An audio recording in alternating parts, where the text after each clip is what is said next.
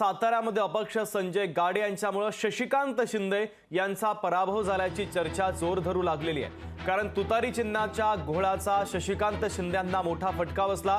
कारण अपक्ष उमेदवार संजय गाडे यांना तब्बल 37,000 मतं मिळालेली आहे। शशिकांत शिंदेंना विजयासाठी 32,771 मतं कमी पडली। तुतारी आणि पिपाणीच्या घोळामुळे आता शशिकांत शिंदे यांचा पराभव झाल्याची चर्चा साताऱ्यामध्ये सुरू झालेली आहे। साताऱ्यामध्ये अपक्ष तुतारीनं राष्ट्रवादी शरदचंद्र पवार पक्षाच्या तुतारीचा घात केला।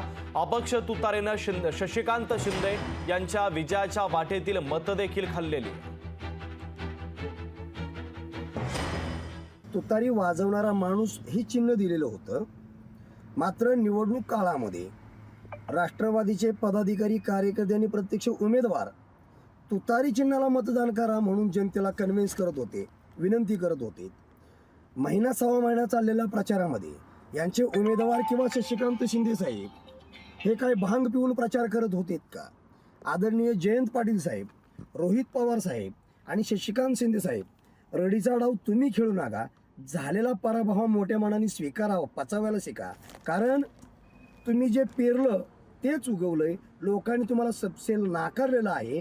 ट्रम्पेट या चिन्हाचं तुतारी नामकरण मराठीत हे निवडणूक आयोगाने केलेलं आहे। संजय गाडेनं बारसं घातलेलं नाही। लोकशाही मराठी ऐका, पहा, जागरूक रहा।